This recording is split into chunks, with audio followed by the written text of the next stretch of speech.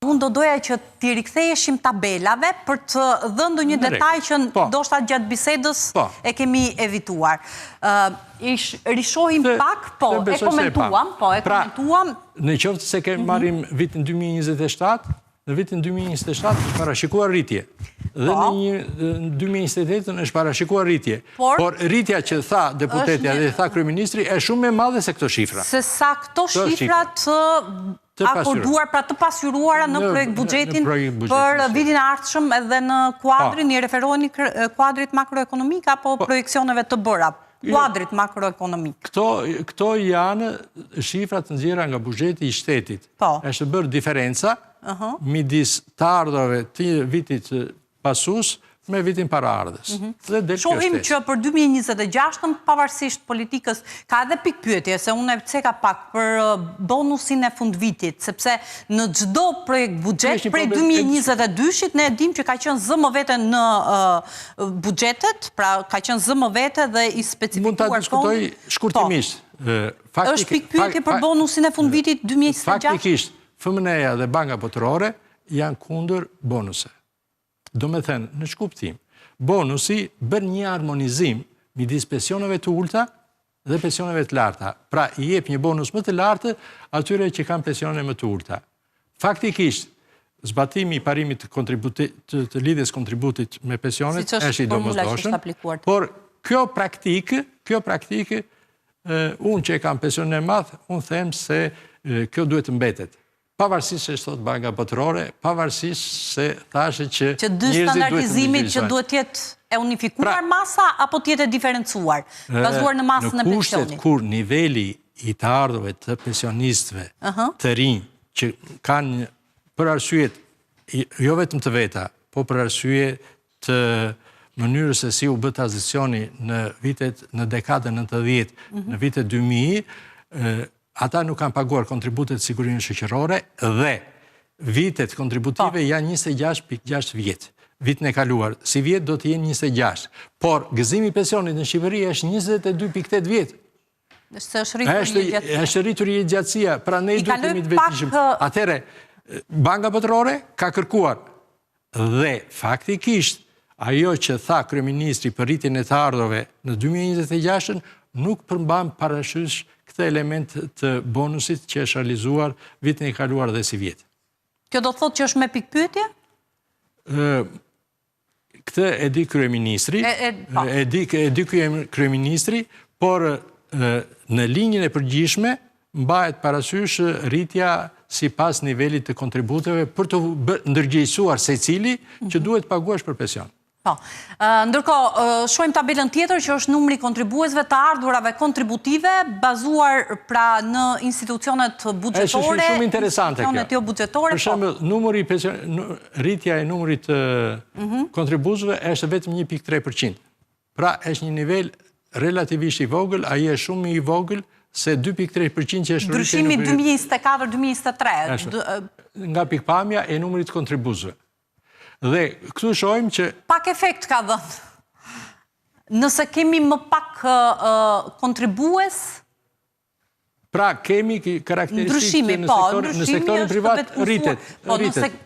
Sërish rritje në nivele modeste. Të ulta, po të kemi parasysh rënien 400.000 të popullsisë mashkullore, është një diçka është diçka, po jo ashtu siç janë pritshmëritë. Ndërkohë të vetëmësuarit janë në rënje.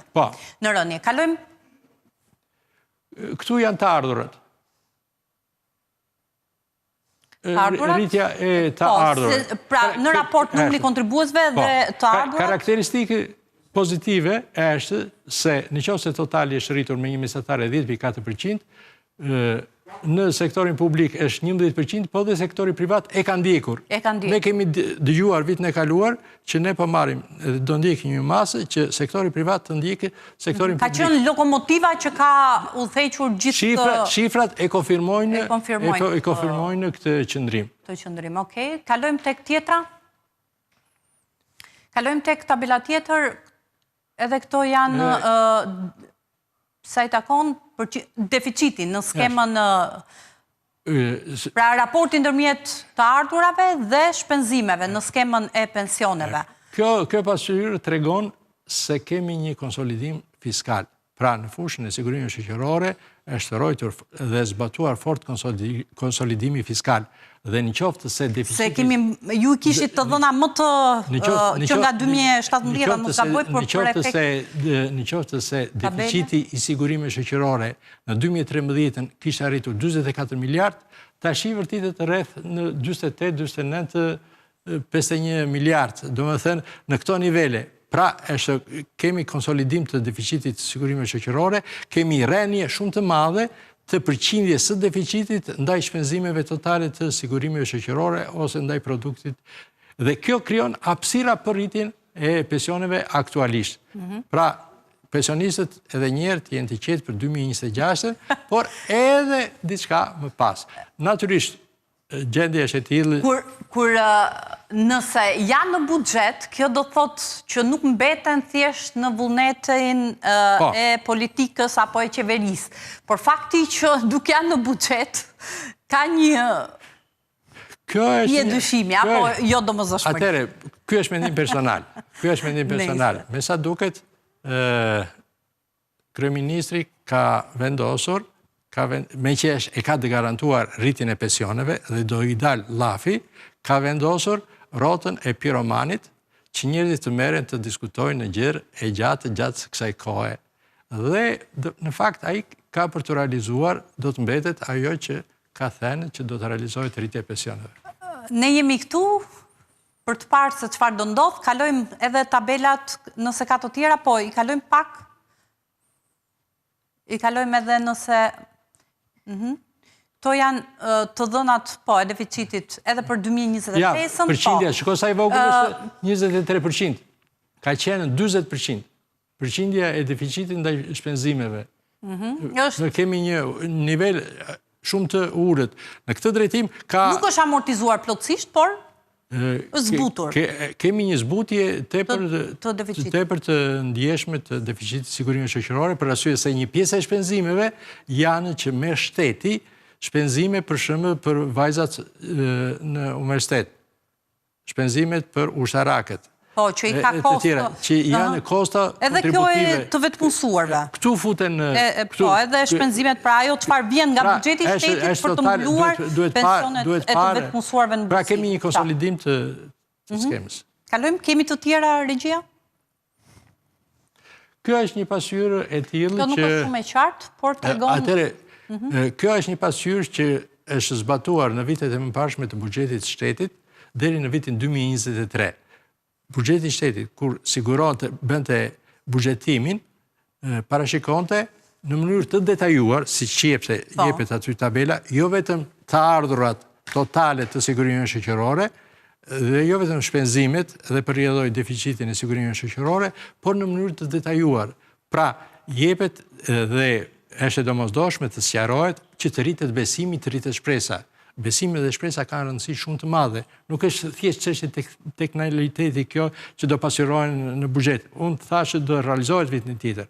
Po është e domosdoshme të realizohet në buxhet dhe aty do të mbahet parasysh se do të dilte duke u bërë parashikimi për vitin 2026, 2027, 2028, duhet del edhe si do të jetë esuria e kontribuzëve. Pra, nëse kontribuzët janë 9.000 veta, shtuar në 24-ën.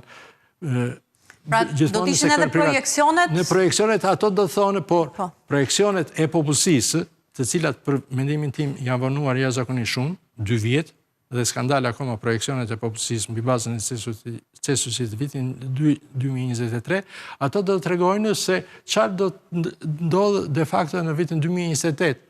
Në 2028, në bazë të projekcioneve mund të dalë që s'kemi më rritje të kontributit të sigurimeve shoqërore. Atëherë del problemi, do të ndihesh një politikë tjetër në fushën e pensioneve. Kanë çështje që duhet ndjekur hap pas hapi për t'i paraprirë pasojat. Kjo është e domosdoshme që duhet bëheshe. Dhe një debat luajal që është bërë vitin e kaluar në Komisionin e Ekonomisë, si vjet edhe të punës edhe të financave, ka sqaruar mjaft nga këto probleme, duke mundësuar, duke gjetur rrugën më të mirë për konsolidimin, separimi i fundit i sigurimeve shoqërore është konsolidimi fiskal, qëndrueshmëria fiskale e tij, duke harmonizuar atë me parimin e mjaftueshmërisë, pra me rritjen e nivelit pensioneve. Aktualisht jemi në situatë mjaft të mirë, pozitive, dhe këto gjërat e vogla duhet të kalojnë.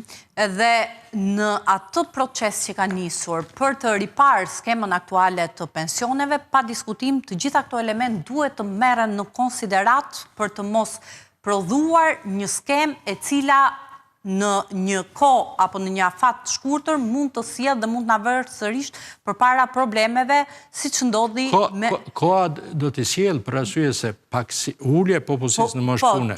Ulja e popullsisë, ulja e numrit të kontribuesve për këtë efekt, edhe në kushtet e rritjes të luftës kundër informalitetit në qytet, se ne nuk ndalëm në informalitetin fshat. Në informalitetin fshat është i tillë, për shembull, nga 440.000 që jep Instati, vetëm 488 paguajnë kontribute, dhe ata paguajnë në nivele minimale.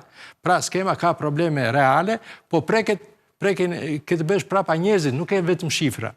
Është e domosdoshme që ne ekonomistët kur flasim për pensione, jashtë shifrave duhet të shohim shqetësimet e njerëzve. Çdo ndodh me pensionin e një kooperativisti, ish kooperativisti.